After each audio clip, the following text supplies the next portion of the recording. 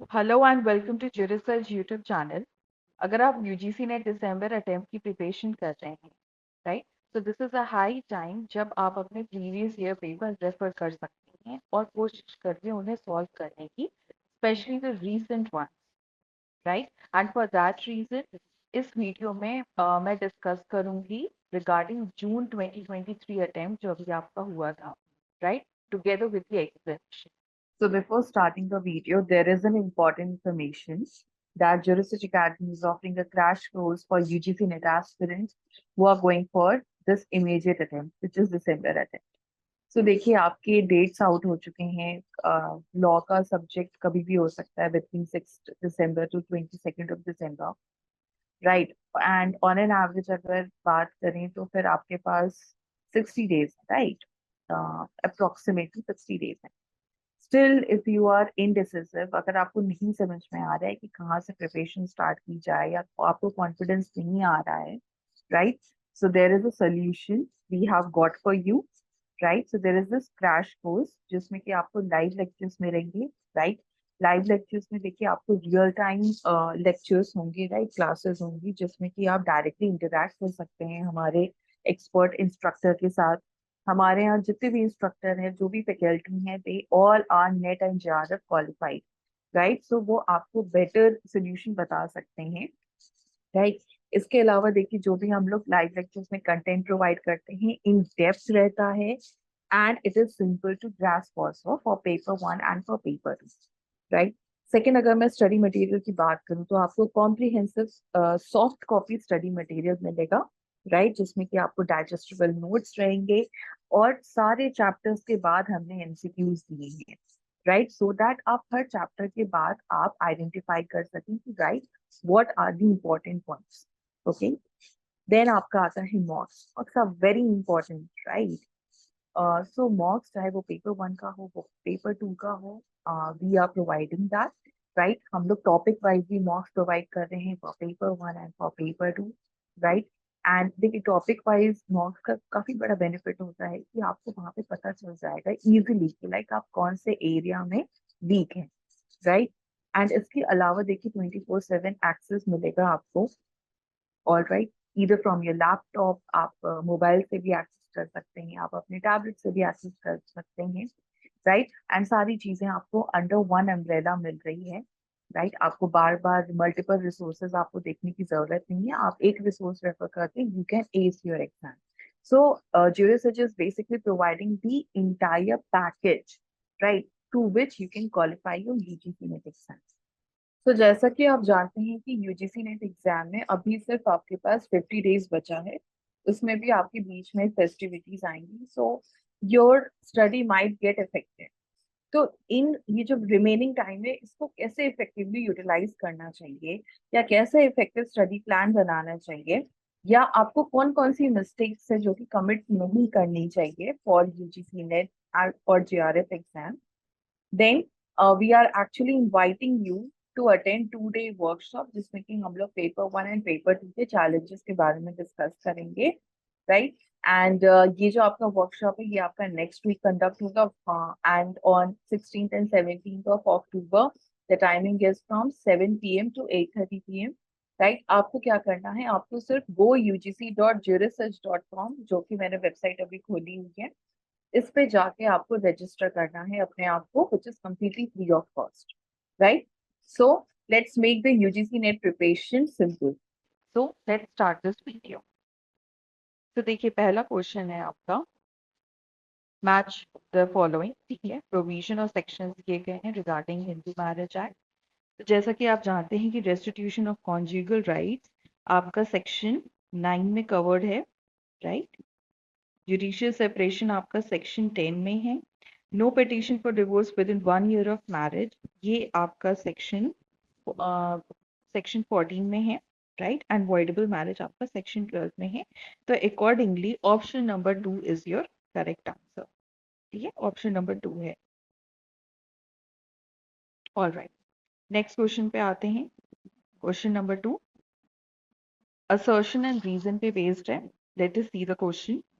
Assertion कहता है that the supreme court in Devdutt versus union of India 2008 emphasize that now transparency and good governance have been added as a new dimension to natural justice, which includes the duty to give reason.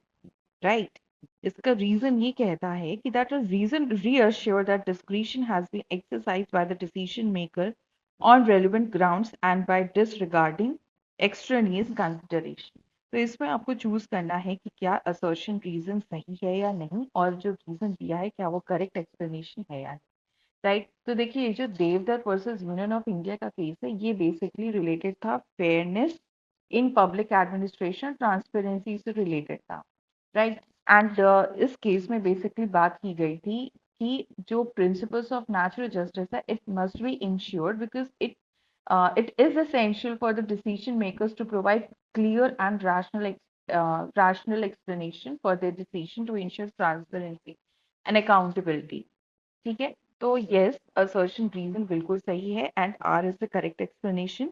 तो accordingly आपका option number 1 is your correct answer. Next question पे आते हैं. Question number 3 पे that which of the following are fundamental rights. Right. तो A है आपका right not to remain employed. Okay. ये ऑब्वियसली ये आपका फंडामेंटल राइट नहीं है. राइट. ये फंडामेंटल राइट आपका नहीं है. Right not to remain uneducated. Yes. ये आपका ऑब्वियसली आर्टिकल 21A में है तो आपका बी हो जाएगा. ठीक है. And then we have C है आपका right not to remain unmarried. Yes. This is also there. ठीक है. अनएजुकेटेड वाला भी है. Yes. Right not to remain unmarried. Obviously, this is also not your fundamental right. D है आपका right not to be killed without fair trial. Yes, Article 21 आपको fair trial का opportunity देता है. Right देता है I mean. And right not to change religion. ये आपका Article 25 में है. ठीक है. तो आपका accordingly answer correct होगा option number 1 which is B, D and so dear aspirants, see आप इस वीडियो को जल्दी फॉरवर्ड भी करके देख सकते हैं because this video is going to be long, right? Now the next question, which of the following is true with regards to the इद्दत period? ठीक है.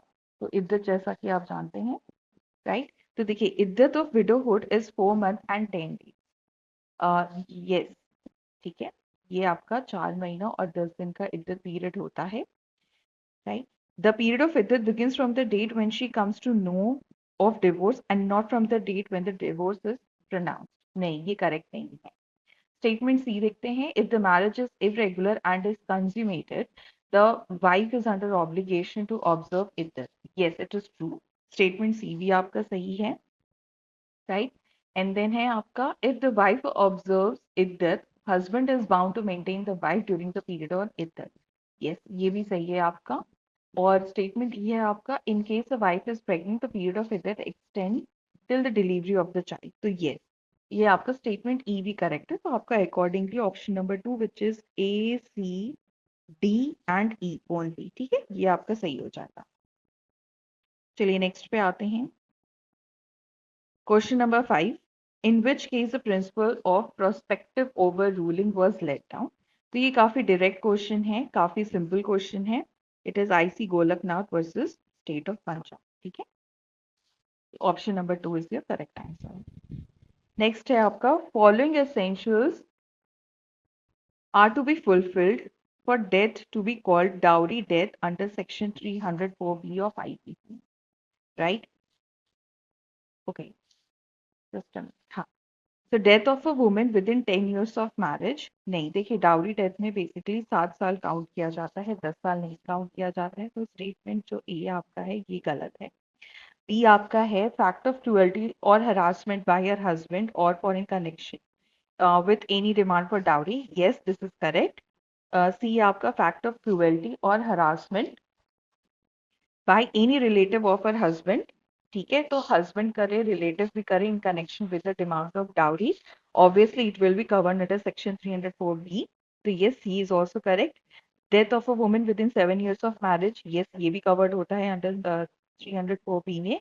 And dowry shall have the same meaning as in section 2 of Dowry Prohibition Act. ये भी आपका सही है। तो देखिए ए को छोड़ के आपके बाकी स्टेटमेंट सही है, तो देखिए option number 2 is your correct answer. Next question पे आते हैं। Question 7, indicate the chronological order of the following. ठीक है, तो जेनोसाइड कन्वेंशन आपका, देखिए जेनोसाइड कन्वेंशन आपका, मैं यहाँ पे थोड़ा लिख दे रही हूँ, स्पेस है।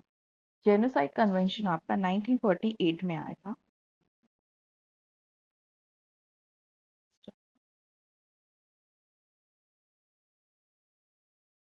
1948 में आया था। ठीक है,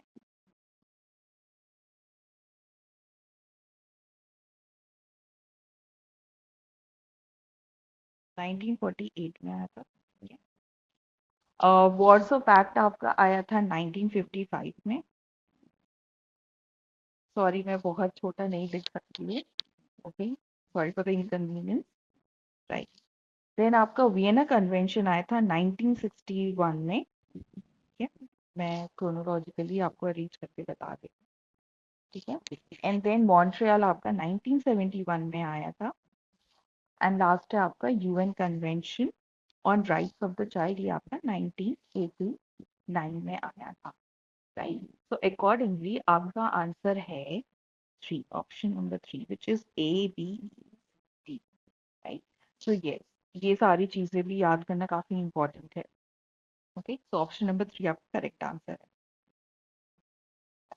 क्वेश्चन नंबर 8 देखते हैं। The International Bank for Reconstruction and Development, which is IBRD, is also called as World Bank. Yes, इसको वर्ल्ड बैंक भी बोला जाता है, ये करेक्ट आंसर है आपका। The IBRD is also called the IMF. No. The Dunkel Draft Act embodies a result of Tokyo Round. नहीं। ये जो आपका डंकल ड्राफ्ट है, ये गैट के बारे में बात करता है। The WTO provides for the secretariat head by the DG. Yes, it is correct. The WTO provides for the secretary head by the secretary general. Secretary general, no. ठीक है, तो आपका accordingly statement A, C and D. ठीक है, तो तो ये आपका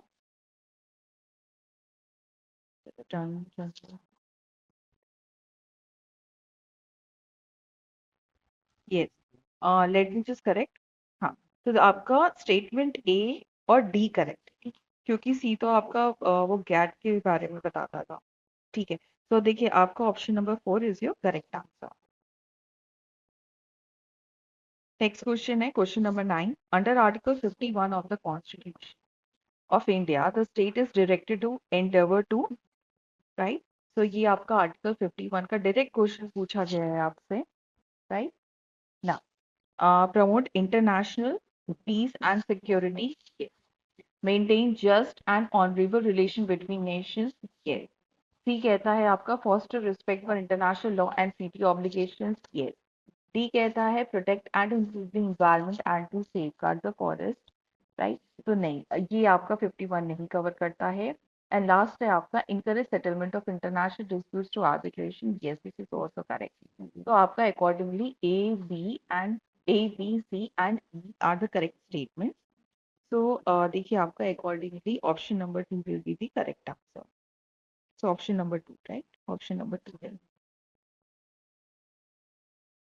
10th question है which of the following cases popularly known as stars trapezium case, right?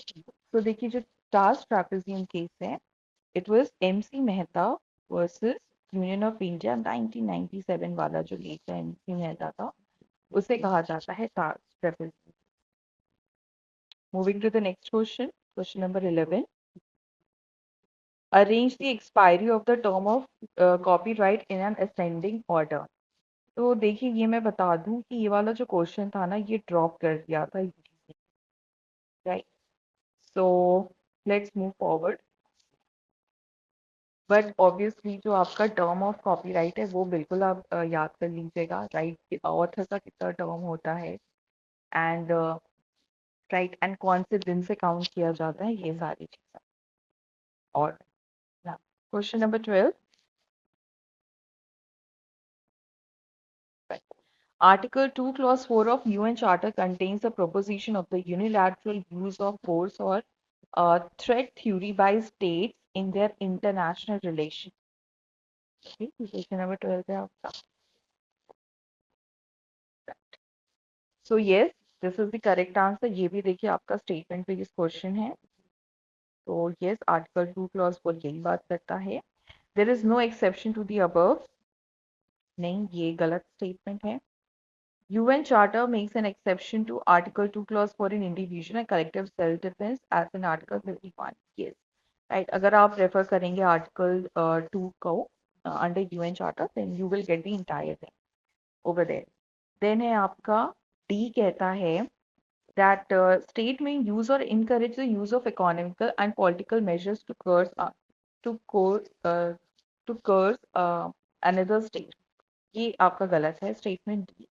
Statements have a duty to refrain from propaganda for wars of aggression. ये आपका सही है. So accordingly, option number 3 is your correct answer. ठीक है, A, C and B. Next question पे आते हैं. Question number 13. International law or the law of nations is the name of the body of rules which, according to the usual definition, regulate the conduct of the state in their intercourse with one another. Who said it? So it's Kelsen, right? It's Kelsen. देखिए kelvin और grey का definition आपको similar लगेगा.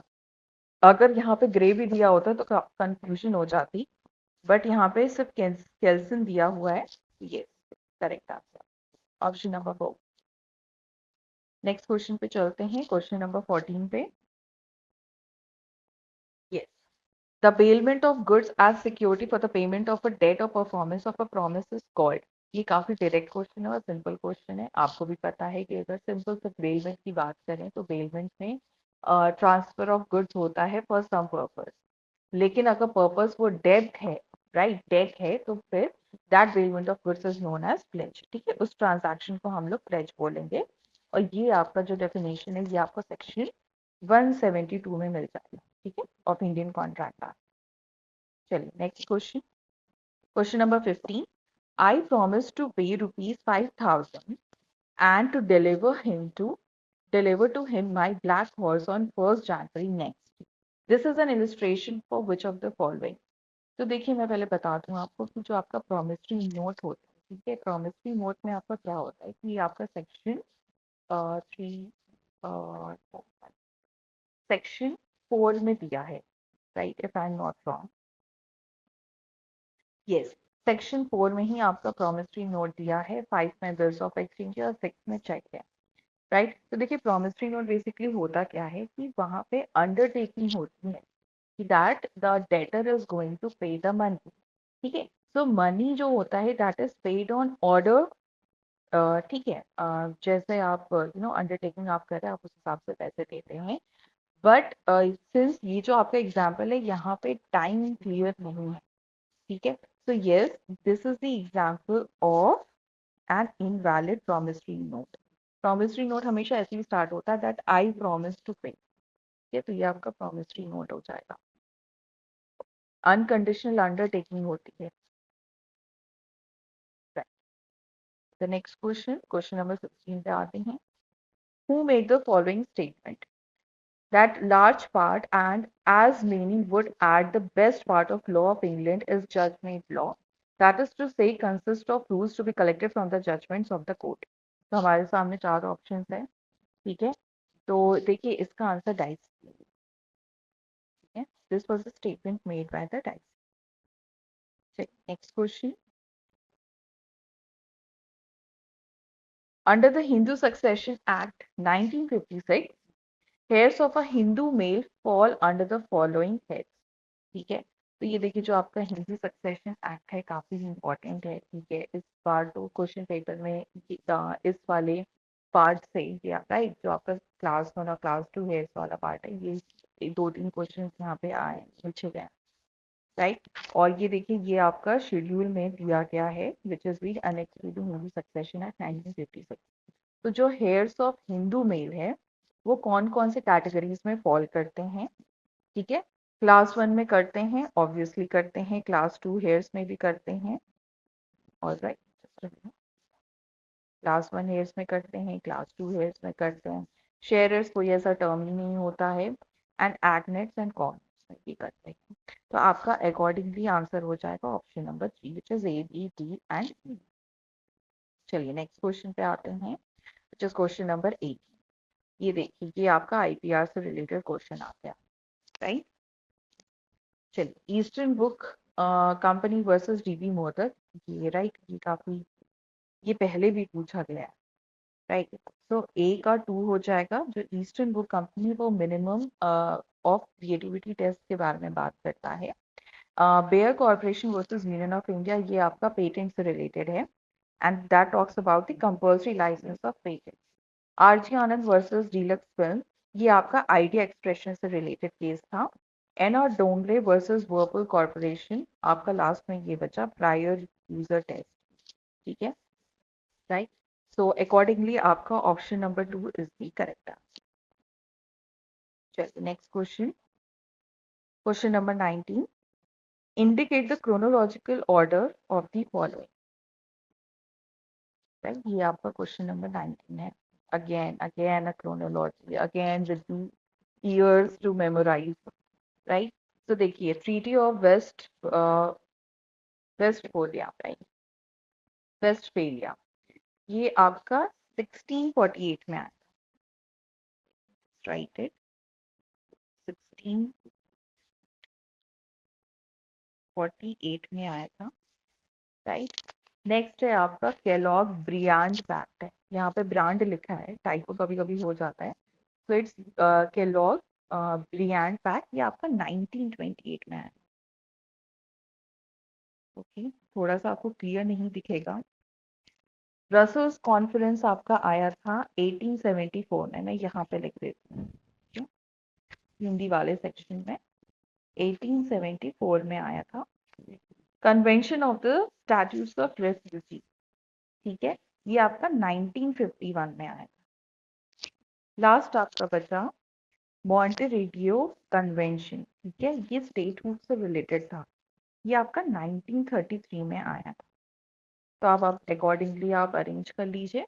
Chronological order अगर आप देखेंगे तो that will be A, C, D और ई, डी, ठीक है। तो option number 4 is your correct answer. Next question, question number 20। So ये देखिए, जो क्वेश्चन नंबर 20 है ये भी ड्रॉप हो गया था, ये भी ड्रॉप हो गया था, बट यस, जो इस टॉपिक के बारे में पूछा गया है ये बिल्कुल पढ़ के जाइएगा इसके बारे में, ठीक है। चलो नेक्स्ट क्वेश्चन पे आते हैं, क्वेश्चन नंबर 21। ये भी आपका इंटरनेशनल लॉ से रिलेटेड है। Alright, recognition de jure is final and once given can't be withdrawn, yes this is correct, ठीक है। recognition de jure is not final, obviously not, ठीक है, बी आपका करेक्ट नहीं है, और एक ही बात को ही उल्टा कह रहा है ये। सी है आपका डी फैक्टो रिकॉग्निशन में be withdrawn, yes it is correct, ठीक है। डी फैक्टो आपका टेम्पररी होता है and it can be withdrawn, but D jure जो होता है वो फाइनल होता है। नेक्स्ट है आपका statement D which is withdrawal of recognition by a state because that state has ceased to be state, right. So ये आपका गलत है स्टेटमेंट, ठीक है। Now, the next one is that retroactive recognition of a new government doesn't invalidate the acts of the previous teacher government. Yes. So आपका देखो statement A, C and D is correct, right? So ये आपको clarity तब ज़्यादा होगी जब आप recognition de jure and de facto करेंगे, right? चलिए आते हैं next question पे, which is question number 22. Now, resale share right in original copies under Section 53A of Copyright Act is not applicable to. तो अगर आप सेक्शन 53A रेफर करेंगे copyright act का, तो उसमें आपको लैंग्वेज मिलेगा, आई मीन वहाँ पे painting, sculpture, literary and dramatic work से रिलेटेड वहाँ पे आपको मिलेगा, बट ये सिनेमेटोग्राफ फिल्म का कोई वहाँ पे मेंशन नहीं है। तो yes, the share rights in original copies, I mean, Section 53A is not going to apply to cinematograph film. So yes, option number 4 is the correct answer. चलिए next question पे आते हैं, question number 23, motor vehicle act. Motor vehicle act 2019 has amended the following act. ये भी देखिए आपका repeated question है, ठीक है, पहले भी पूछा गया है। इसका आंसर ऑप्शन नंबर 1 है, which is motor vehicle act 19, option number 1। आते हैं नेक्स्ट क्वेश्चन पे, क्वेश्चन नंबर 24।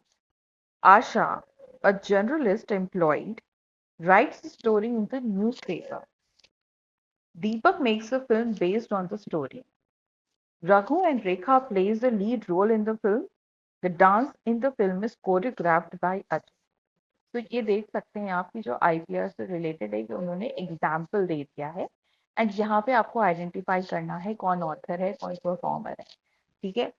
स्टेटमेंट ए देखते हैं हम लोग, that Asha is the author of literary work. तो देखिए आशा यहाँ पे जर्नलिस्ट है और उसी ने ही स्टोरी लिखी थी न्यूज़पेपर में, तो yes Asha is the author of literary work. Statement B है आपका कि that proprietor of the newspaper has copyright on the story in the absence of the contract regarding copyright। तो प्रोपराइटर ऑफ द न्यूज़पेपर, क्योंकि since जो आशा है यहाँ पे वो जर्नलिस्ट है, राइट, किसी न्यूज़पेपर के अंडर वो काम कर रही है, तो जो प्रोपराइटर ऑफ द न्यूज़पेपर है उसके पास सिर्फ पब्लिकेशन के राइट होंगे, ठीक है, उसके पास सिर्फ पब्लिकेशन के राइट होंगे। तो yes, option B, I mean statement B is not the correct one, whereas statement C is the correct one, ठीक है। Proprietor of the newspaper has only the publication right. Statement D कहता है आपका Raghu and Rekha have the performer right. Yes it is true, क्योंकि उन्होंने उस film में काम किया, ठीक है, so they have got the performer right. Next है आपका that Ajay is the author of musical work. तो अजय यहाँ पे कोरियोग्राफर है, तो ऐसा नहीं है कि that the choreographer will be considered to be the author of musical work, तो नहीं, स्टेटमेंट ई आपका गलत है, एंड अकॉर्डिंगली आपका A, C and D is the correct statement. तो option number 2 is your correct answer. चलिए नेक्स्ट क्वेश्चन पे आते हैं, क्वेश्चन नंबर 25 पे। ये देखिए सीएसआर से रिलेटेड है, ठीक है, काफी इंपॉर्टेंट कंसेप्ट है अंडर कंपनीज एक्ट, जरूर पढ़ के जाइएगा, स्पेशली जो इनका एलिजिबिलिटी रहता है, राइट, कि कौन कौन से कंपनीज खोल सकती हैं सीएसआर। चलिए, CSR committee of a company carries out the following function. पहला है आपका टू अपॉइंट एन इंडिविजुअल और a firm as an auditor. नहीं, ये ऐसा नहीं होता है, ऑल राइट। यहाँ पे आपके बेसिकली डायरेक्टर्स को ही अपॉइंट किया जाता है, जिसमें कि एक इंडिपेंडेंट डायरेक्टर भी होता है। एंड ये देखिए सीएसआर से रिलेटेड जो आपको सेक्शन मतलब जो सेक्शन है वो है सेक्शन 135 अंडर कंपनीज एक्ट। चलिए स्टेटमेंट बी कहता है, तो ए आपका गलत है। ओके, स्टेटमेंट बी कहता है टू रिकमेंड सीएसआर पॉलिसी, बिल्कुल यही काम ही है इसका, सही है। सी है आपका to recommend the amount of expenditure for an indicated activities, this is also correct, schedule 7 activities है आपकी। डी कहता है to inspect the books of account during the business hours. नहीं, ऐसा कुछ नहीं, कोई काम नहीं है। ई कहता है to monitor the CSR policy of the company from time to time. Yes, तो यहाँ पे तीन ही स्टेटमेंट आपके सही है, which is B, C and E, and accordingly option number 3 is your correct answer. Next question पे आते हैं, which is question number 26। The grand function of the law of nature was discharged in giving birth to modern international law. Who said this? Who said it? तो ये basically Henry main ने कहा था, ठीक है? और यहाँ पे अगर आप एक्चुअल देखेंगे तो यहाँ पे लिखा था कि the grandest function of the law of nature, right. तो आप अकॉर्डिंगली देख सकते हैं एक बार फिर से, option number 2 is the correct answer, Henry main ने कहा था, सर हेनरी मेन। चलिए आते हैं नेक्स्ट क्वेश्चन पे, question number 27। All right, question number 27 जो आपका है, यहाँ पे आप देख सकते हैं कि यहाँ पे आईपीआर और साइबर लॉ दोनों को मिक्स करके मैच ऑफ द फॉलोइंग पूछा गया है। चल, असिमेट्रिक क्रिप्टो सिस्टम आपका डिजिटल सिग्नेचर से रिलेटेड है, ठीक है। रोम कन्वेंशन देखिए ये आपका 1961 में आया था, और ये देखिए ये परफॉर्मर, प्रोड्यूसर और ब्रॉडकास्टर तीन चीज हैं, ठीक है, तीन लोग हैं। तीन पार्टीज आई, परफॉर्मर, प्रोड्यूसर्स और ब्रॉडकास्टर्स को ही कवर करता है, जिसे हम लोग नेबरिंग राइट भी कहते हैं, और ये 20 साल के लिए मिलता है। तो जो आपका रोम कन्वेंशन है ये आपका नेबरिंग राइट हो जाएगा। पेरिस कन्वेंशन 1883 से रिलेटेड जो है ये आपका बेसिकली इंडस्ट्रियल प्रॉपर्टी को कवर करता है। इंडस्ट्रियल प्रॉपर्टी का मतलब होता है इसमें आपका patent, trademark, geographical indication, industrial design, ये सारी चीजें आ जाती हैं। ये बेसिकली जो इंडस्ट्रियल प्रॉपर्टी है वो प्रोटेक्ट करता है to the and it protects the company invention, creative work. ठीक है। एंड ये जो आपका पेरिस कन्वेंशन है ना, ये आपका कॉपीराइट नहीं कवर करता है, सिर्फ इंडस्ट्रियल प्रॉपर्टी ही कवर करता है। तो ये सी का आंसर आपका हो जाएगा इंडस्ट्रियल प्रॉपर्टी। मैड्रिड प्रोटोकॉल, ये आपका बचा ट्रेड। मैड्रिड प्रोटोकॉल ये आपका 2013 में आया था। आई मीन 2013 में इंडिया रैटिफाइड इट। ठीक है, 2013 में ये बेसिकली पार्टी बना था। एंड जो मैड्रिड प्रोटोकॉल है बेसिकली ये आपका इंटरनेशनल सिस्टम है, जिसमें कि जो ट्रेडमार्क प्रोटेक्शन है, आप अगर मतलब कोई भी कंपनी या कोई भी पर्सन अगर लाइक ट्रेडमार्क के लिए प्रोटेक्शन देना चाहेगा तो उसे मल्टीपल कंट्रीज में एट वंस उसे मिल जाएगा। ठीक है, तो ये मैंने मैच कर दिया। तो अकॉर्डिंगली आपका आंसर हो जाएगा ए का 4 है, बी का 1 है, सी का 2 है, डी का 3 है। तो ये option number 3 is correct. Right, चल आते हैं नेक्स्ट पे। क्वेश्चन नंबर 28 पे आते हैं। वेरी सिंपल, टॉर्च से रिलेटेड है। टॉर्च का देखिए घुमा फिरा के ये बहुत रिपीटेटिव क्वेश्चन पूछता है। ठीक है।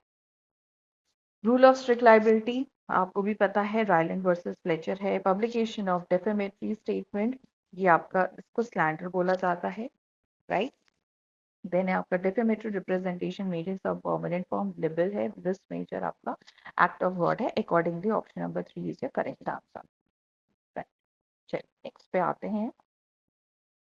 Question number 29। Wow, again a chronological order. The cases of PIS, which trouble like most of the students, it does trouble. चलिए देखते हैं। फिशरीज जुरिडिक्शन, ये केस कब आया था? ये आपका 1972 में आया था। ठीक है। देन है आपका आइलैंड ऑफ पाल्मस केस। ठीक है। इसमें बेसिकली टेरिटोरियल डिस्प्यूट हुआ था, ये आपका 1928 में आया। ठीक है। देन है आपका, देखिए नंबर्ग जजमेंट लिखा है, ये बेसिकली आपका न्यूरेमबर्ग ट्रायल है, ये आपका 1946 में चला था, जिसमें कि 7 न्यूरेमबर्ग प्रिंसिपल्स लेट डाउन हुए थे। तो जो न्यूरेमबर्ग है ये आपका 1946 में,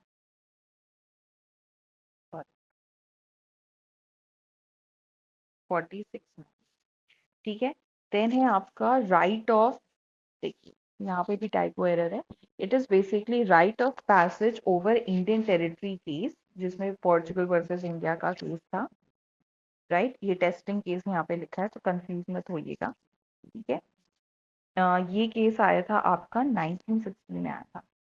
देखिए जब ऐसा कुछ होता है ना, तो आप नीचे थोड़ा स्क्रॉल डाउन कर लीजिए, एक सेकेंड। यस, ये देखिए, ये आप हिंदी वर्जन भी आप देख सकते हैं। ठीक है। अगर इंग्लिश में टाइपो एरर है, आपको समझ में ही नहीं आ रहा क्या क्वेश्चन पूछा, आप बिल्कुल जरूर से उसका हिंदी वर्जन भी रेफर करिए। ठीक है। देखिए फिर से मिट गया, चलिए फिर से लिख लेते हैं। फिशरीज आपका आया था 1972 में। ठीक है। आइलैंड ऑफ पाल्मस केस आया था 1928 में। न्यूरेमबर्ग जजमेंट आया था, न्यूरेमबर्ग जजमेंट आया था आपका, सॉरी न्यूरेमबर्ग ट्रायल हुआ था आपका 1946 में। ठीक है। फिर right of passage of Indian territory case, ये आपका था 1960 में। ठीक है। और एसएस लोटस केस ये आपका 1926 में आया था। राइट। सो अकॉर्डिंगली अगर आप अरेंज करेंगे तो आपका E B C D A बनेगा। ठीक है, तो आपका option number 3 is the correct answer. Option number 3। Right. Check next question पे आते हैं, which is 30th question. Given below are two statements One is labeled as assertion and the other is reason. Assertion reason वाला case है ये, right? Now, एक second. Yeah. So, right of pollution, free air, and clean water are attributes of right of a dignified life. Yes, ये आपका Article 21 का part है, ठीक है? These rights are the basic elements that sustain the life. Yes. So, accordingly, आपका A and R are the correct, and R is the correct explanation of it. ठीक है? So, option number 1 is your correct answer. चलिए अब आते हैं next question पे, which is question number 31. Right? According to Article 80 of the Constitution of India, the representatives of each state in the Council of States are elected by. अगर आप Article 80 पढ़ेंगे, then आपको यहाँ पे जो ऑप्शन नंबर 3 है कि ये स्टेटमेंट आपको दिखाई देगा वहां पे that the elected members of the legislative assembly of the state in accordance with the system of proportional representation by means of single transferable vote. तो जो आपका आर्टिकल 80 है वो कंपोजिशन ऑफ राज्यसभा के बारे में बात करता है, तो यस आपका option number 3 is your correct. चलिए आते हैं नेक्स्ट क्वेश्चन पे, सेक्शन 30, अरे question number 32, right. So which of the following legal maxims is not related to tort, ठीक है? तो आपको भी पता है उबी जस्ट ईवी रेमेडियम, wherever there is a right is a remedy, ठीक है, राइट। एंड ये आपका टॉट का ही है, वॉलेंटरी नॉन सर्ट इंजूरिया मतलब to the willing person no injury is done, ये भी आपका टॉट का पार्ट है। रे इफ्सा लोकिटोर, ये आपका है thing speaks for itself, right. पैरीडेलिक्टो, पैरीडेलिक्टो आपका कॉन्ट्रैक्ट लॉ का पार्ट है, ठीक है, कॉन्ट्रैक्ट लॉ का आपका मैक्सिम है, इसका मतलब होता है इन इक्वल फॉल्ट, इसका मतलब होता है,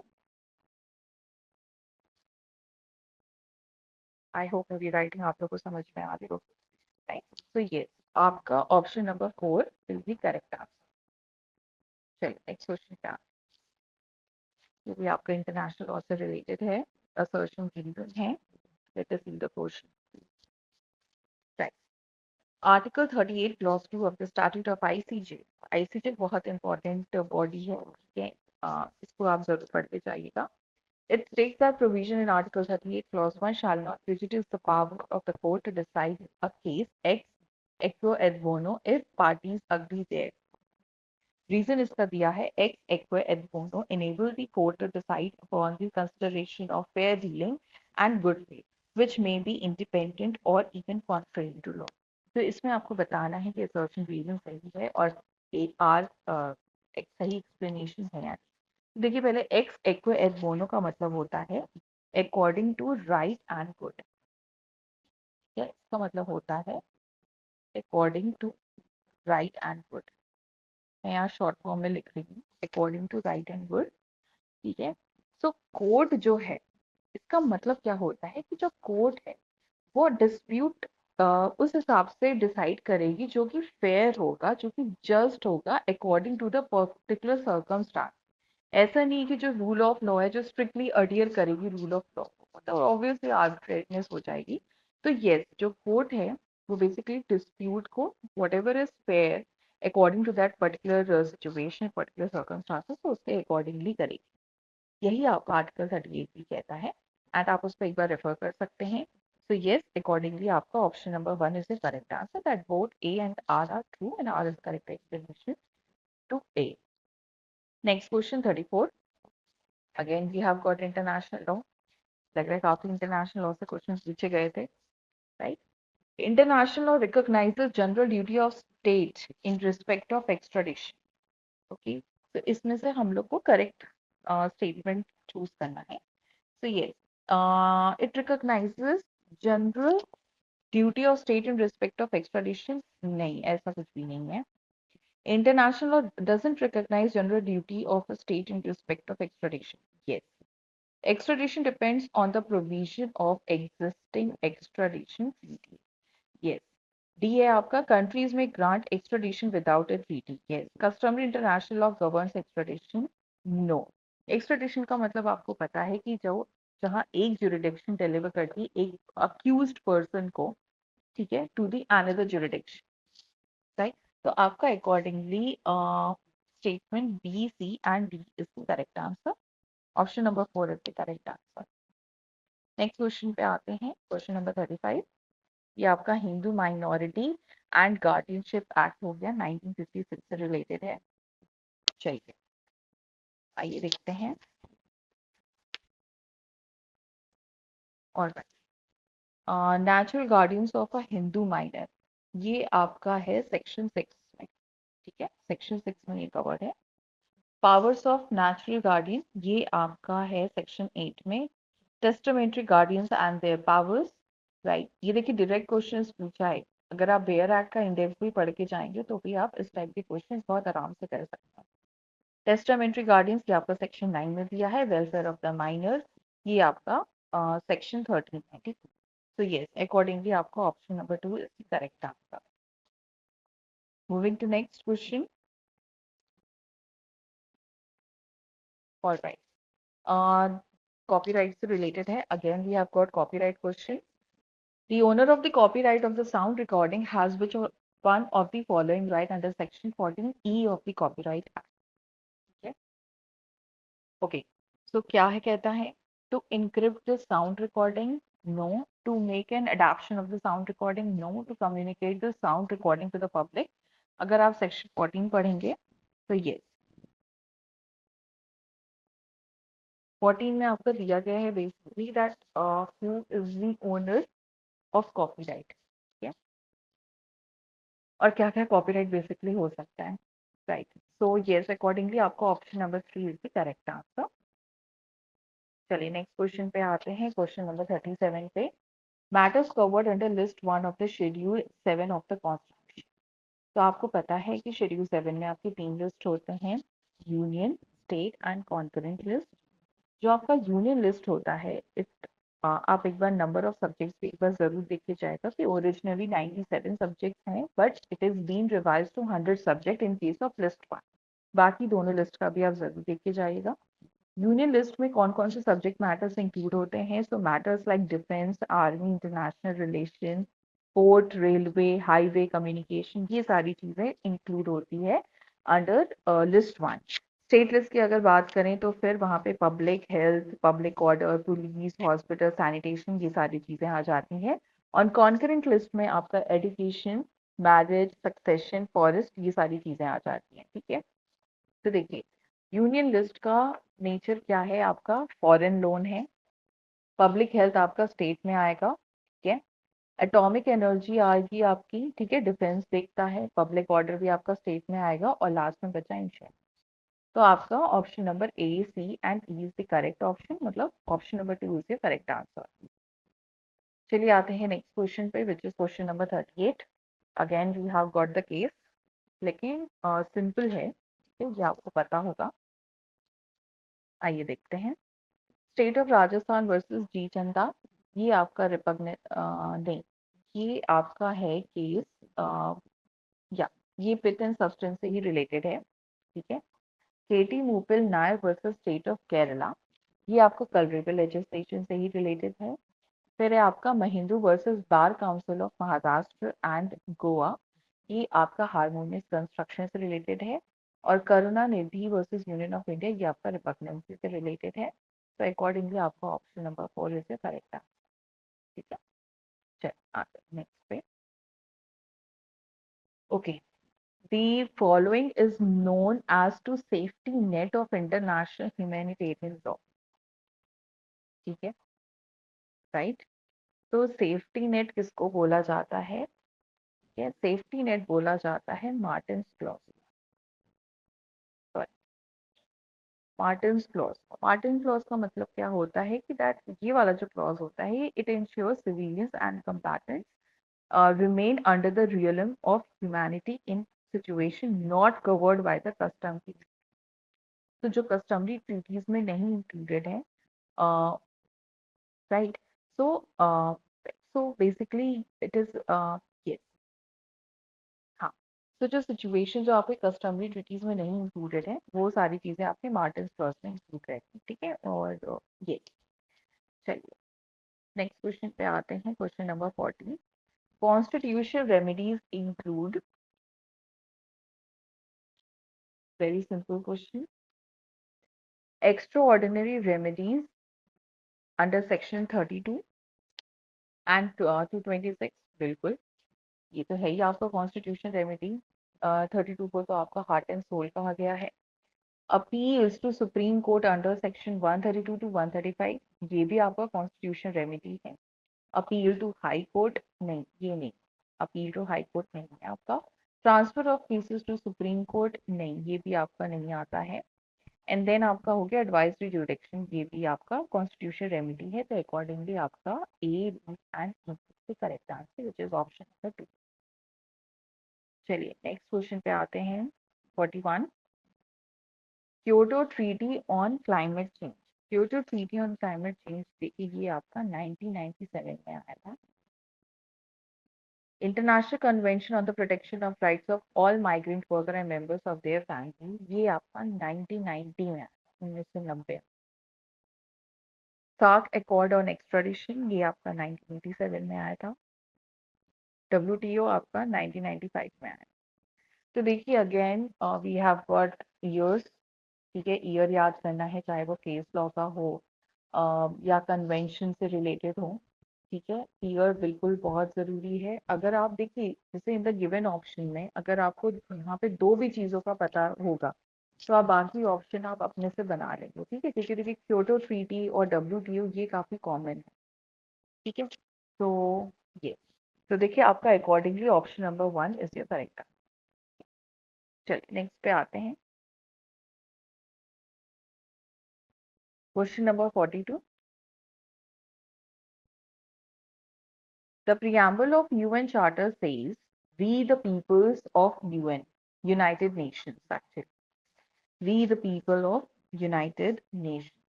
क्या ये सही है? हाँ ये सही है, ठीक है, और UN से ही लिया गया था "We the people." The preamble of UN Charter says, "We the people of UN." No, ये गलत है आपका, पहला वाला ही सही है। Maintenance of international peace and security is a primary responsibility of Security Council, ये आपका सही है, ठीक है। नेक्स्ट है आपका maintenance of international peace and security is the primary responsibility of GA, general assembly, no. And maintenance of international peace and security primary responsibility of ICJ, no, ठीक है, वो सिक्योरिटी काउंसिल का ही काम है। तो आपका accordingly A and C is the correct answer. Option number 2 is your correct answer, ठीक है। चलिए आते हैं नेक्स्ट पे। Section 28 of Indian Forest Act 1927 provides for village forest, ठीक है। ऑप्शन नंबर 3 विलेज फॉरेस्ट के बारे में बात करता है, direct question. 44, polluters pay. Under which of the following principles is a polluters pay principle is NGC, ठीक है। polluters pay का आपको मेंशन कहाँ मिलेगा? आपको मेंशन मिलेगा under principle 16 of Rio declaration 1992, ठीक है। polluters पे का मतलब क्या होता है? इसके नाम में ही आंसर छुपा है कि polluter should bear the cost of the pollution। तो जो polluter है he should be made to pay for the damages whatever he is causing to the natural environment, ठीक है। चलिए आते हैं नेक्स्ट क्वेश्चन पे। 45, indicate the chronological order in which of the following cases were decided, right, right, okay. ये देखिए ये जो आपका पहला केस का नाम दिया है एल्कमन केस, तो ऐसा कोई केस मैंने तो ढूंढा, मुझे नहीं मिला। अगर आपको इस नाम का कोई केस मिलता है please write in the comment section box. Instead of एल्कमन I have found this case, Adolf Eichmann, आप जो भी आप प्रोनाउंस कर दीजिए, ठीक है। और ये केस डिसाइड हुआ था 1961, ऑलराइट। अगर आपको मैं फिर से रिक्वेस्ट करूं, अगर आपको इस नाम का कोई केस मिलता है या दिखता है, आपको पता है, आप प्लीज कमेंट सेक्शन में हमें जरूर बताइए, ठीक है। मुझे लग रहा है कि आई बिलीव कि ये केस पूछना चाह रहा था, ठीक है। इन्होंने जो भी ये टाइपो एरर हो गया या जो भी हो गया हो, आई कांट से एनीथिंग। चलिए, एंड एंग्लो नॉर्वेनियन फिशरीज, ठीक है, ये वाला जो केस है ये आपका है।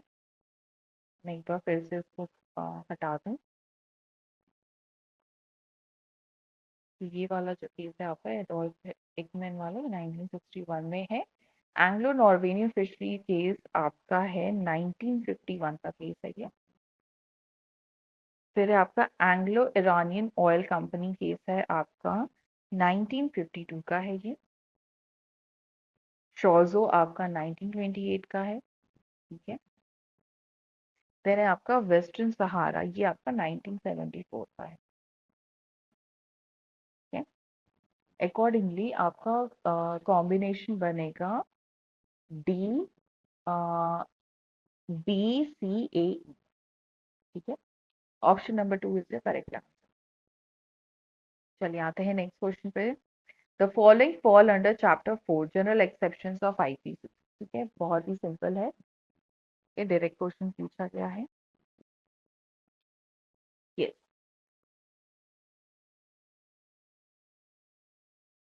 यस। ये act done by the person bound or by mistake of fact believing himself to be bound by law.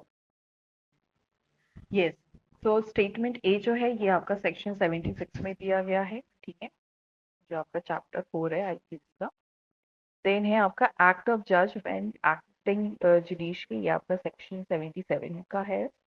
And C है omission to assist public servant when bound by law to give assistance, ऐसा कोई भी general exception नहीं है ये। International assistance और obstruction by person to his lawful apprehension, ये भी नहीं है।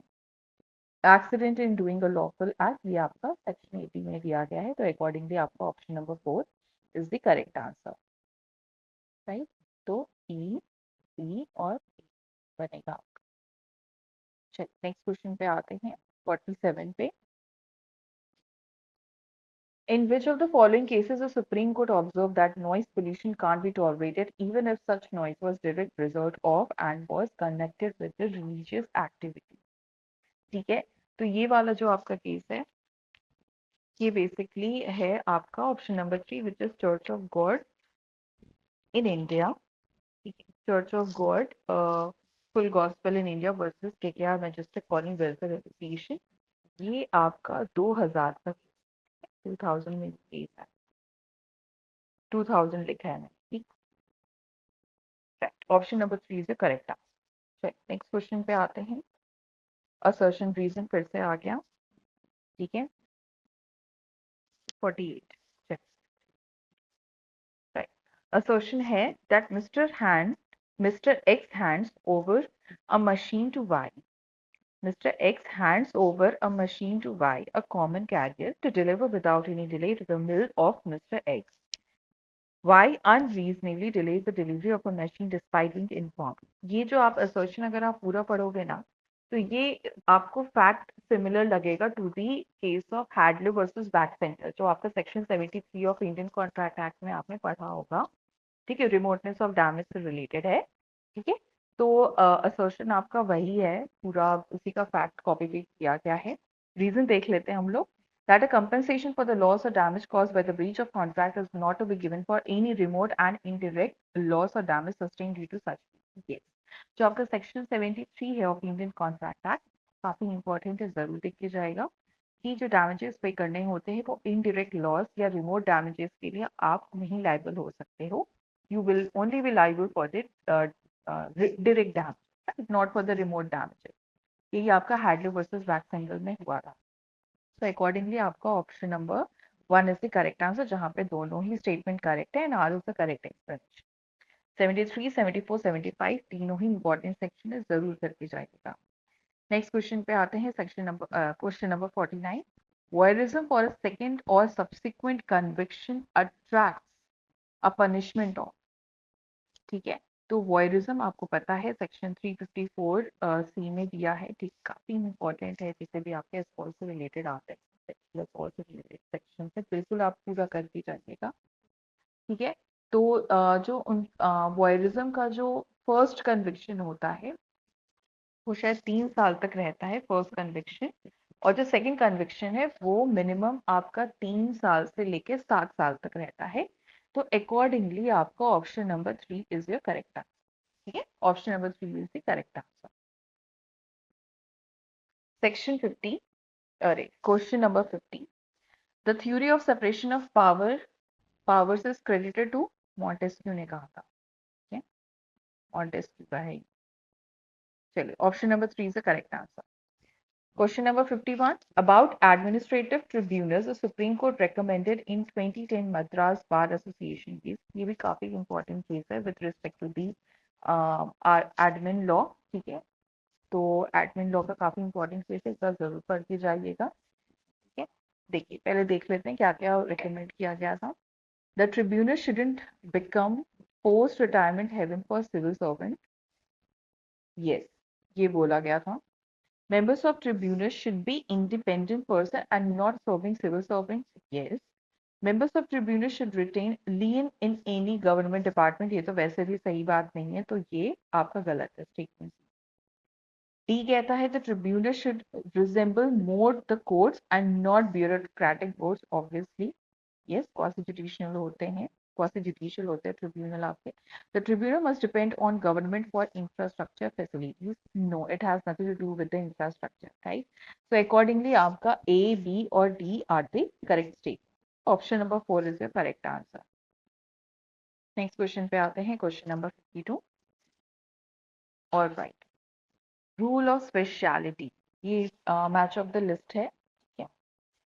रूल ऑफ स्पेशलिटी किससे रिलेटेड है? ये आपका एक्स्ट्राडिशन से रिलेटेड है। ठीक है, इसका मतलब क्या होता है रूल ऑफ स्पेशलिटी?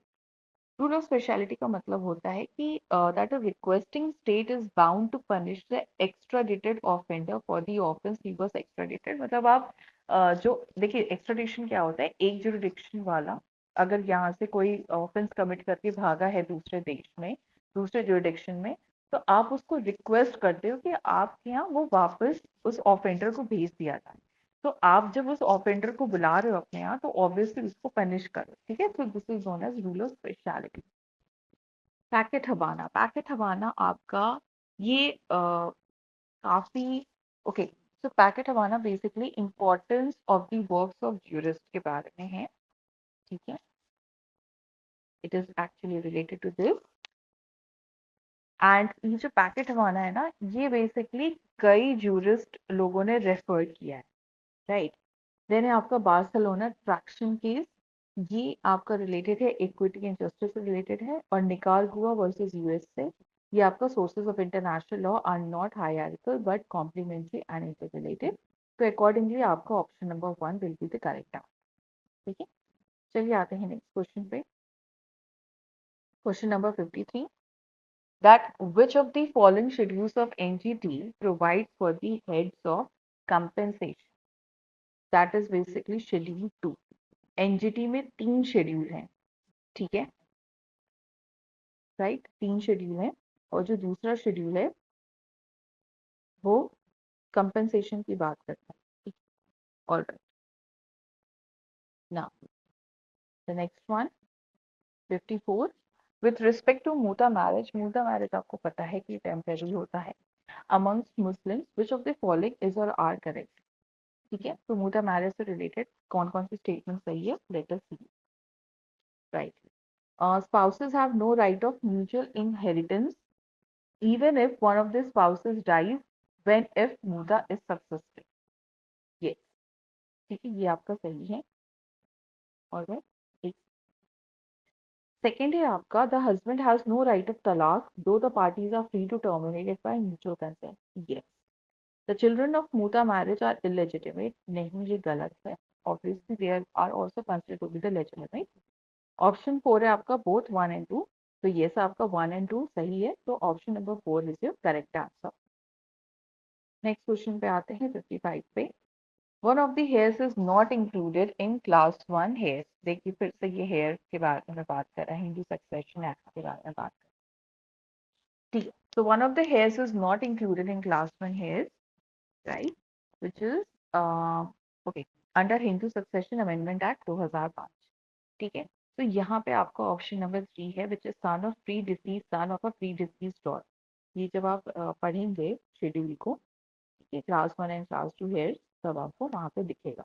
तो option number 3 is your correct answer. The next question, by which writ sorry by which writ the decision of the highest tribunal of a state can be revived? Very simple, people are already aware, ये आपका writ of सर्शियरी में रहता है। Okay, alright. Next question पे आते हैं। 57. Who made the following statement that life of a law is not logic, it is experience? ठीक है, देखिए ये स्टेटमेंट वगैरह कितना पूछा जाता है फ्रॉम द ज्यूरिस्प्रूडेंस। तो ये बेसिकली कहा था होम्स ने, ओलिवो वेंडल होम्स ने कहा था। Right, so option number 3 is the correct answer. Next question, Estrada. Estrada doctrine was propounded by Estrada. Who was he? ठीक है, तो एस्ट्राडा बेसिकली फॉरेन मिनिस्टर था मेक्सिको का। तो option number 3 is your correct answer. Option number 3 which is foreign minister of Mexico. चलिए next पे आते हैं, क्वेश्चन नंबर 59 पे। Given below are two statements, assertion reason वाला है। असर्शन है the criminal law amendment act 2013 was a result of a public outreach. Yes it was. ठीक है, निर्भया केस के बाद ही आया था ये। Society forces a law to access the change. Yes, and the law has to be dynamic because society is dynamic concept. ठीक है, तो both A and R are true and R is the correct explanation of A. Okay, चलिए next question पे आते हैं, question number 60 पे। Yeah, चलिए, which of the following can be registered as trademark under Trademarks Act 1999? Okay, तो trademark, right, it's very important.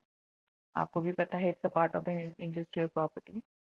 Right, तो trademark के basically होता क्या है? ट्रेडमार्क बेसिकली डिस्टिंग्विश करता है एक आइडेंटिटी को या एक कंपनी को दूसरे कंपनी, राइट, डिस्टिंग्विशिंग फीचर होता है या डिस्टिंग्विशिंग आप मार्क कह सकते हैं, डिजाइन कह सकते हैं, चीजें होती हैं। तो आइए देखते हैं out of the given option कौन कौन सा ट्रेडमार्क है। रसोई फॉर हाइड्रोजनेटेड ऑयल, नहीं, this can't be said to be a system.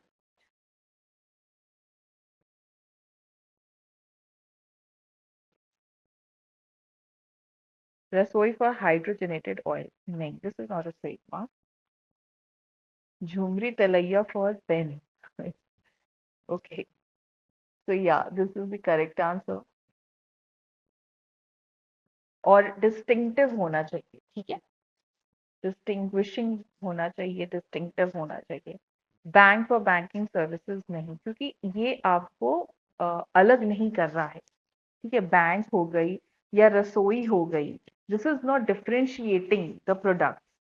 ठीक है, देन है आपका स्क्वायर शेप फॉर टायर्स, या दैट कैन बी देयर। ठीक है, तो डी भी आपका हो सकता है ट्रेडमार्क।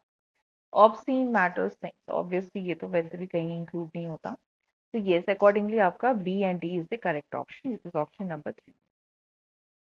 चलिए नेक्स्ट क्वेश्चन पे आते हैं, क्वेश्चन नंबर 61 पे।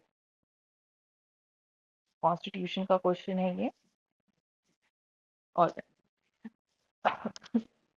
For state legislature constitution provisions for special address of the governor is in article 176। Yes, ये आपका सही है। The state legislature, for state legislature, the constitutional provisions for oath or affirmation by members is in 109. Next, इसमें the state legislature, for state legislature, the special procedure in respect of money bill is covered under 198. Yeah, the special procedure, yes.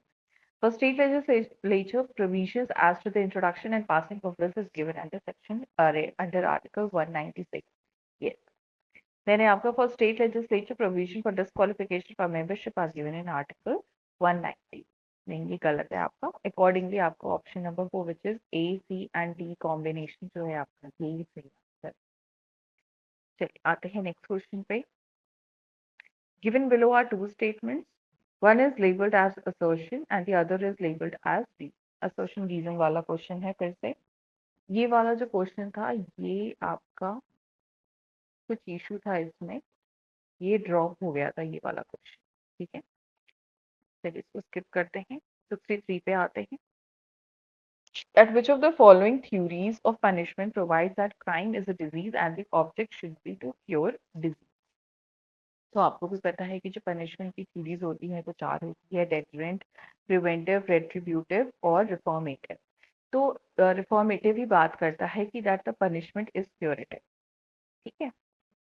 And तो accordingly आपको option number 2 is the correct answer, reformative healing. चलिए next question पे आते हैं। Match of the following, नहीं sorry, not the match of the following. Who wrote the book Concept of Law? Very simple, very direct, very frequently asked. It's HLA Hart. ठीक है, चलिए next question. Question number 65 पे assertion reason again. From a functional point of view, an administrative tribunal is neither, yes, is neither exclusively judicial body nor exclusively an administrative body, but is somewhere between it. तभी तो उसे quasi judicial कहा जाता है, quasi judicial body. Reason क्या है? That an administrative tribunal is not bound by the strict rules of evidence and procedure. It is free. जो court होता है वो आपका बाउंड होता है by the strict rules of evidence and procedure. और अगर एडमिन ट्रिब्यूनल की बात करें, एडमिनिस्ट्रेटिव ट्रिब्यूनल की बात करें, तो they are only, they have to follow the principles of natural justice. ठीक है, तो yes, A R both R correct and R is the correct explanation of it. ठीक है, ऑप्शन नंबर 1 आपका करेक्ट हो जाए। चलिए नेक्स्ट क्वेश्चन पे आते हैं, क्वेश्चन नंबर 66। ये आपका इन्वायरमेंट लॉ से रिलेटेड है। Okay, that in light of which of the following articles of the Constitution the Environment Protection Act 1986 was enacted? Very simple, Article 253, direct question है, Article 253।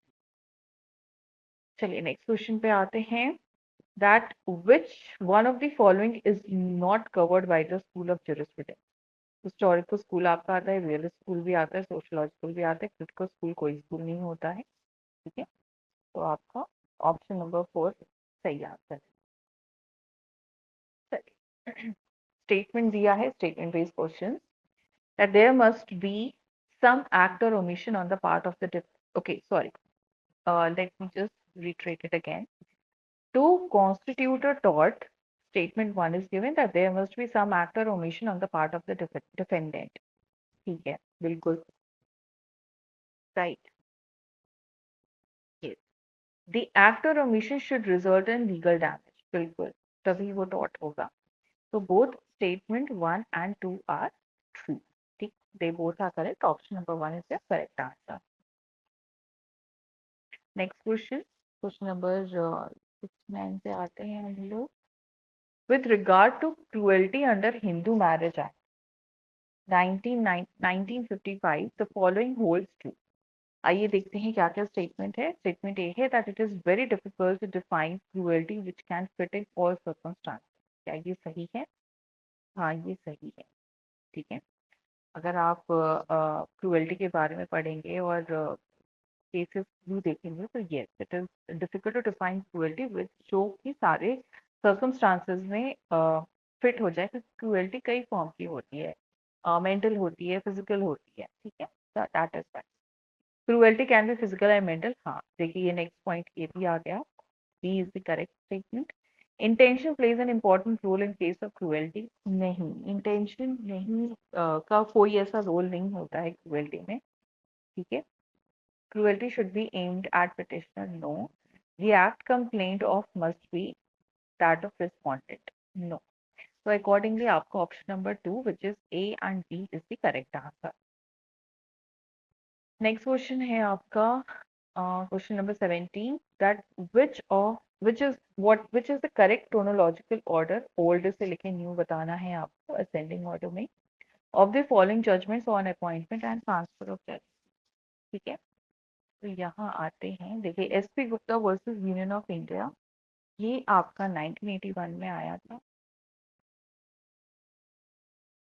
सकल चंद सेठ वर्सेस यूनियन ऑफ इंडिया, संकुल चंद है, ठीक, संकुल चंद, ठीक है, संकुल चंद, ये आपका 1977 में आया था। स्पेशल रेफरेंस आपका यहाँ देखिए ऑलरेडी ईयर दे दिया है, तो आप गेस करके कॉम्बिनेशन बना सकते हैं। लास्ट है आपका supreme court advocates on record association, ये आपको भी पता है कब आया था, 1993। ठीक है, तो अकॉर्डिंगली आपका कॉम्बिनेशन बनेगा ऑप्शन नंबर 2, ठीक है, BADC। चलो question number 71, in case of tort of trespass which of the following defense shall not apply? ठीक है, trespass, ट्रेसपास में देखिए स्टैट्यूटरी अथॉरिटी आ जाता है, it's a defence. Contributory negligence कोई डिफेंस नहीं होता है ट्रेसपास के केस में, प्राइवेट डिफेंस और नुस्खे प्रॉफिट ये आ जाता है आपका। तो yes, option number 2 is the correct answer, which is contributory negligence. Now next question, question number 72, that uniting for piece resolution for passed in 1950। अब ये क्या है? यूनाइटिंग फॉर पीस रेजोल्यूशन ये 1950 में आया था। इसको फॉर्मली बोला जाता है यूनाइटेड नेशन जनरल असेंबली का है ये, ठीक है। एंड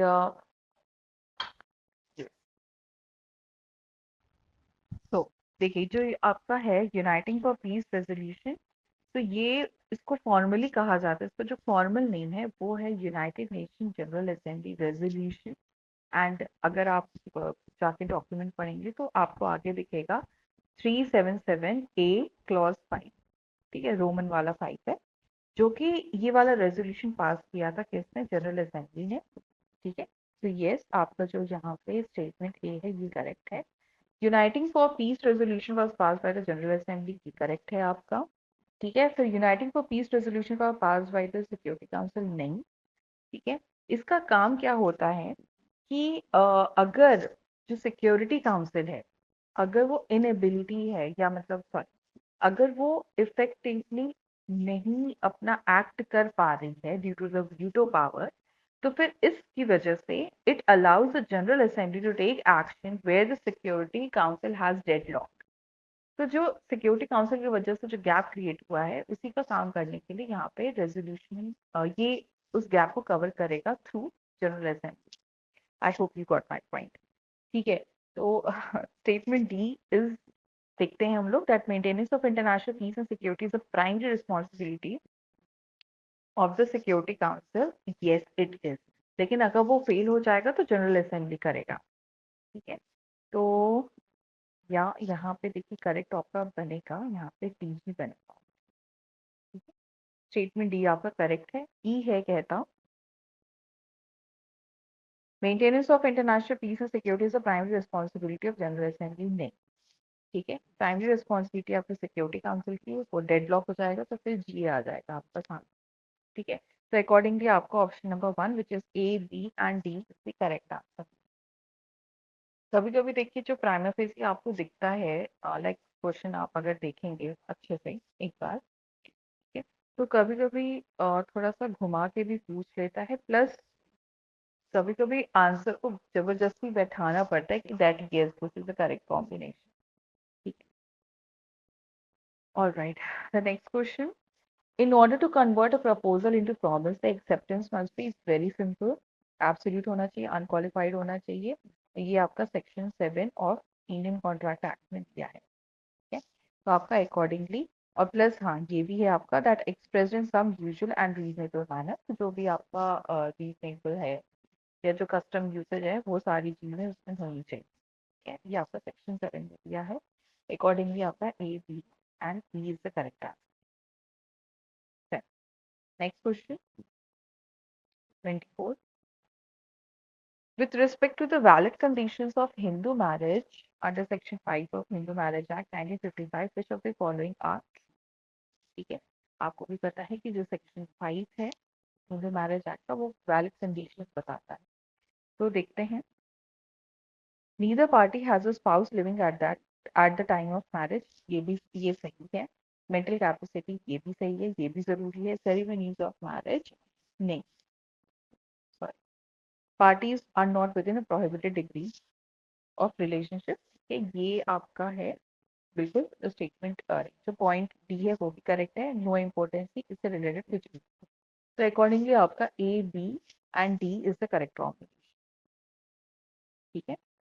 चलिए नेक्स्ट क्वेश्चन पे आते हैं, question number 75, that arrange the correct sequence in which the application for grant of patent will be considered, all right। तो देखिए यहाँ पे हम लोगों को सीक्वेंस बताना है कि यस पेटेंट कैसे मिलेगा, ठीक है, the process of procuring the patent, right.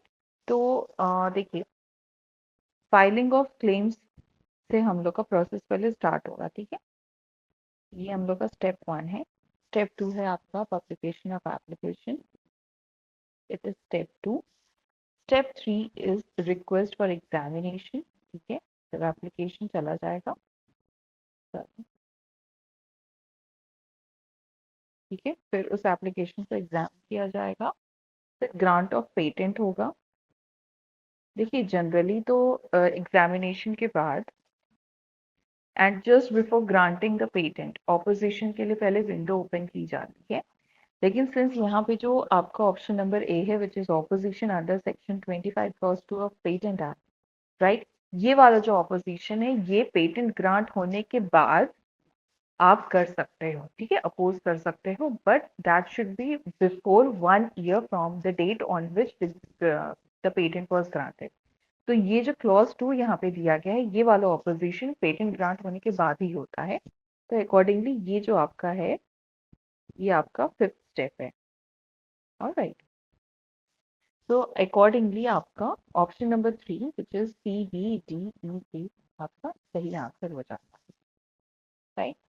चलिए आते हैं नेक्स्ट क्वेश्चन पे। Question number 76, as per Salmond there are 4 distinct kinds of right, ठीक है, ये आपका है liberty, rights, power, immunity, kindness जैसा कुछ नहीं होता है, तो yes A B C and D, ठीक है। तो सालमन ने बताया था, ठीक है, 4 टाइप के राइट्स होते हैं, और जो हॉफिल्ड थे, कि जो हॉफिल्ड था, जो हॉफिल्ड एनालिसिस और आप जो पढ़ते हैं जूरिस्प्रूडेंस में, उन्होंने बेसिकली इसी को फर्दर एक्सजरेट किया था, फर्दर ले गए थे उन्होंने, ठीक है। So he further carried out in a greater accuracy, जहाँ पे आपको ऑपोजिट्स एंड ड्यूरल कोरिलेटिव्स और ड्यूरल ऑपोजिट्स जिन्होंने बताया था, ठीक, राइट। द नेक्स्ट क्वेश्चन 77 पे आते हैं, that which jurist gave the classification of the sources of law as binding and persuasive, it was Hive, right, so that is option number 1। अब आते हैं नेक्स्ट पे, that which one of the following is incorrect, ये भी देखिए patent से related है। तो patents are granted to encourage inventions, yes this is correct। Protection and enforcement of patents contribute to technological innovation, it is also correct। Patent invention shall be available at reasonable affordable price, yes। The invention shall be published before applying for patent, नहीं, ठीक है। तो आपका incorrect हो गया option number 4, ठीक है। चलिए आते हैं नेक्स्ट क्वेश्चन पे, विच इज क्वेश्चन नंबर 79। ये भी देखिए क्लास 1 हेयर से रिलेटेड है, जो कि आपका शेड्यूल में दिया गया है टू हिंदू सक्सेशन एक्ट 1956।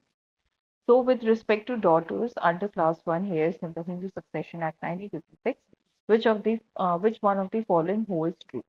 तो इसमें आपका जो ऑप्शन नंबर 3 है which is daughter includes posthumous daughter, ठीक है, ये आपका करेक्ट आंसर है। चलिए आते हैं नेक्स्ट क्वेश्चन पे, और विच of the following is correct, alright. तो ये देखिए जूरिस्प्रूडेंस का क्वेश्चन है, the only right which any man can possess is the right always to do his duty is Dugite theory, ठीक है। आपको भी पता है जो डुगाइट है उन्होंने सोशल सॉलिडारिटी वाली थ्योरी, ठीक है। सेकंड है आपका सोशल सॉलिडारिटी और natural principle is given by jurist, नहीं, ये भी गलत है। एंड यस जो आपका 1 है ये सही है, ठीक है, डुगाइट थ्योरी, एंड और डिवाइड नहीं आपकी सोशल सॉलिडारिटी थ्योरी ली थी। 3 है आपका पाउंड, रॉस्को पाउंड की यहाँ पे बात कर रहा है, Roscoe pound legal philosophy is utilitarianism, नहीं, रॉस्को पाउंड ने आपका सोशल इंजीनियरिंग दिया था, यूटिलिटेरियनिज्म बेंथम ने दिया था, ये भी गलत है आपका। Austin said law is social engineering, नहीं, ऑस्टिन ने ऑब्वियसली वो इम्पेरेटिव या एनालिटिकल पॉजिटिविज्म के बारे में बात की, इंजीनियरिंग आपका पाउंड ने किया, तो ये भी गलत है आपका, option number 1 is the correct answer. ना द नेक्स्ट क्वेश्चन, राइट, ये भी देखिए डायरेक्ट क्वेश्चन है, सिंपल क्वेश्चन है, ठीक है, कॉन्ट्रैक्ट एक्ट से रिलेटेड है। Soundness of mind, soundness of mind आपका सेक्शन 11 में दिया है।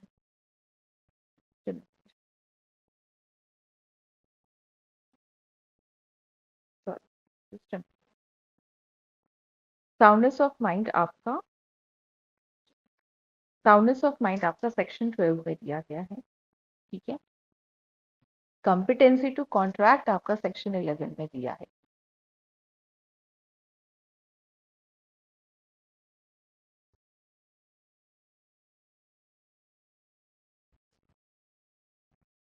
राइट, देन आपका फ्रॉड है सेक्शन 17 में, और फ्री कंसेंट आपका सेक्शन 14 में दिया है। Okay, free consent is given under section 14, तो accordingly option number 2 is your correct answer. चलिए नेक्स्ट पे आते हैं 82 पे, that which of the following select combination of words from the preamble of the Constitution of India is in correct order। तो आपका देखिए जो ऑप्शन नंबर 2 है ये आपका करेक्ट ऑर्डर, फ्रैटर्निटी और श्योरिटी देखने, ठीक है। देखिए प्रियम्बल काफी इंपॉर्टेंट है। देखिए जो प्रियम्बल है ये एक ही बार अमेंडमेंट इसका हुआ है, ठीक है, वो भी थ्रू 42nd अमेंडमेंट 1976, जिसमें कि आपका सोशलिस्ट और सेक्युलर टर्म ऐड किया गया था और इंटीग्रिटी भी ऐड हुआ था, तो ये ध्यान दीजिएगा। चलिए next question, section question number 83, under article 15 of the constitution of India, special provisions can be made about, all right, yes, the special provisions can be made about women and children, scheduled tribes, economically weaker section और socially background family। Article 15 इन सबको cover करता है। Where as अगर linguistic minorities की बात करें तो ये आर्टिकल 29 इनको प्रोटेक्ट करता है, इंटरेस्ट प्रोटेक्ट करता है। तो देखिए आपका accordingly option number 3 is the correct answer. चलिए आते हैं नेक्स्ट क्वेश्चन पे, बर्न कन्वेंशन 1886, ठीक है, it deals with which law.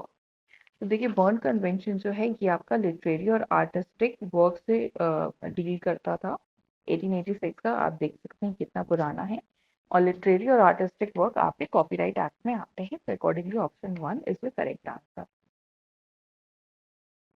अब आते हैं क्वेश्चन नंबर 85 पे, assertion reason, multilateral treaties which declare the established customary international law may bind even non-parties, मतलब यहाँ पे थर्ड पार्टी की बात कर रहा है, ठीक है, थर्ड पार्टी से यहाँ पे बात कर रहा है। रीजन क्या है, article 38 of the Vienna convention makes an exception to article 34 and 37।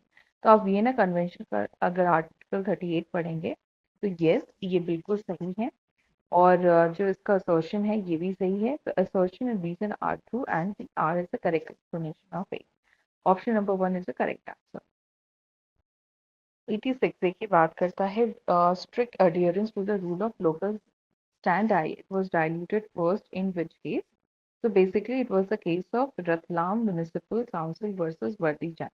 तो रूल ऑफ लोकस स्टैंडाई का मतलब क्या होता है, ये ट्रेडिशनल कंसेप्ट था, ये पुराना है, इसके हिसाब से ये था कि जो स्ट्रेंजर है टू द डिस्प्यूटेड मैटर वो अलाउड नहीं है to interfere in the judicial proceeding.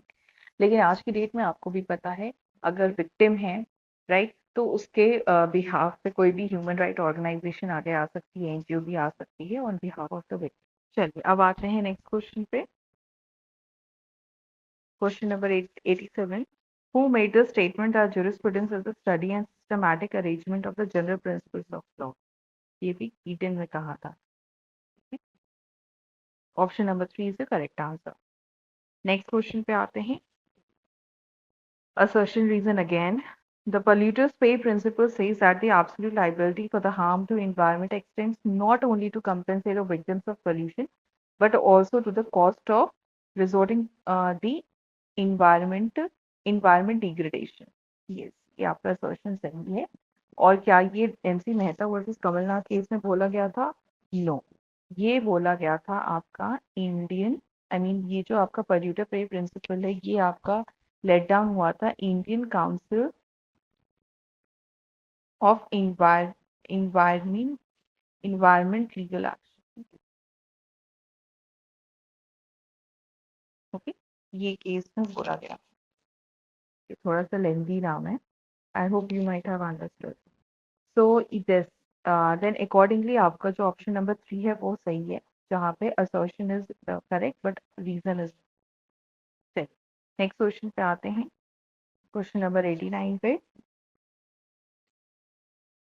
Matching है, ठीक है, ये भी सिंपल है, आपका डायरेक्ट क्वेश्चन है।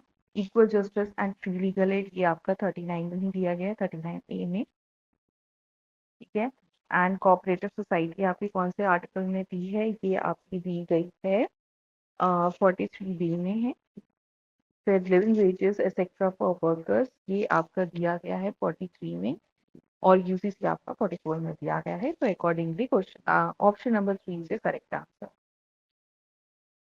नेक्स्ट है आपका question number 90। The principle of just cautions is incorporated in which of the article of the Vienna Convention on Law of Treaties 1969? तो ये आपका आर्टिकल 53 में दिया गया है, ठीक है, article 53। Option number 3 is correct answer. 91। चलिए 91 से अब देखिए हम लोग का कॉम्प्रीहेंशन स्टार्ट हो जाता है, ठीक है। तो जैसा कॉम्प्रीहेंशन इस बार पूछा जा रहा है, वहाँ पे देखिए बहुत कंसेप्चुअल नॉलेज होने की यहाँ पे जरूरत नहीं है, आप कॉम्प्रीहेंशन से भी आप आंसर निकाल सकते हैं, ठीक है। तो मैं यहाँ पे आपको टिक करवा दे रही हूँ, आप बाद में पैसेज आराम से पढ़ के and you can identify the answer.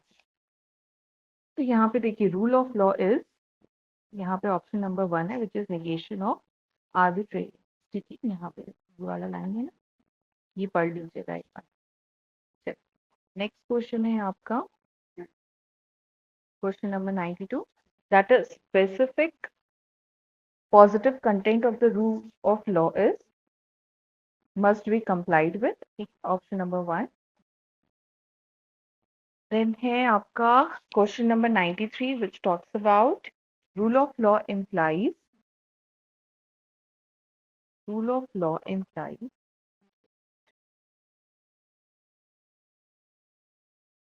that no one is above law, right? चलिए 94 पे आते हैं। 94 में under what circumstances power should be exercised arbitrarily, तो ये आपका है option number 3 under no circumstances.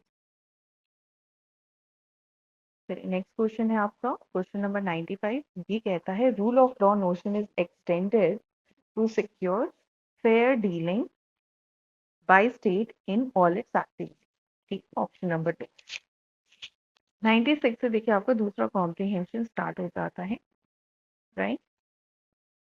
तो पहला कॉम्प्रिहेंशन आप देख सकते हैं कॉन्स्टिट्यूशन से रिलेटेड, रूल ऑफ लॉ से रिलेटेड था, ठीक है, ये आपका कॉन्स्टिट्यूशन से रिलेटेड है, ठीक है, as with respect to PSA. आइए देखते हैं इसके क्या क्या क्वेश्चन हैं। जो 96 का क्वेश्चन है that under which article of the constitution one can make an application to supreme court for an appropriate remedy, ठीक है, for an appropriate remedy in PIL cases, sorry. तो ये आपका है option number 4 which is article 30। Next question है आपका 97, article 32 requires various procedural formalities to be gone through by a person seeking to approach the Supreme Court, ठीक है। तो इसमें देखिए it is necessary to follow all technical formalities even in PI cases, ये नहीं है, एक बार आप पैसेज पढ़ेंगे आपको समझ में आ जाएगा। बी है आपका it is not necessary to follow technical formalities in such case, yes it is true. The supreme court में even treat a letter addressed to it as writ petition in PIL, yes is correct, even application भी आपका PIL feed किया जा सकता है। Rule of locus stanza is not relax in such cases, और आपको पता है अभी जस्ट मैंने कहा कि जो लोकस स्टैंडा वाला जो रूल है ये ट्रेडिशनल है, पुराना कंसेप्ट है, अब ये डाइल्यूट हो चुका है, ठीक है। तो अकॉर्डिंगली आपका option number 2 is the correct answer. चलिए नेक्स्ट क्वेश्चन पे आते हैं। PIL cases are, yes, PIL cases are public interest के ही केसेस हैं, तो obviously option number 3 is correct answer. 99th question पे आते हैं, ठीक है। That in PIL cases, the Supreme Court on a regular writ petition has insisted that, okay, हाँ, तो ये वाला जो क्वेश्चन है ये आपका ड्रॉप हो चुका है, ठीक है, यूजीसी ने ड्रॉप कर दिया था ये वाला क्वेश्चन। तो अब आइए आते हैं लास्ट क्वेश्चन पे, 100 question. Choose the first case in which the PIL was invoked, right? So that was the case of Mumbai Congress Sabha versus Abdul Bhai. तो एक्चुअली देखिए ये आपको कॉम्प्रिहेंशन से नहीं मिलेगा, ठीक है, राइट, ये आपको पता होना चाहिए। देखिए जनरली फर्स्ट पीआईएल केस को कहते हैं हुसैन आरा खातून में हुआ था वर्सेस, मतलब like Hussain Ara Khatoon versus state of Bihar case को माना जाता है कि that it was the first PIL case जिसमें कि प्रिजन राइट के बारे में बात हुई थी, राइट, 1979 का केस था ये। लेकिन ये जो केस है मुंबई कामगार सभा वर्सेस अब्दुल भाई, यहाँ पे जस्टिस कृष्णा अय्यर ने पहली बार इन्वोक किया था pi, right. So this is it. This was the June 2023 attempt. Law का question paper था with the explanation. Hope you like this video. अगर आपको कोई भी query है या आपको कुछ भी comment करना है तो please do share your response under the comment section box. And thank you for watching this video. Do like and subscribe this video and do subscribe to this channel to get the further updates.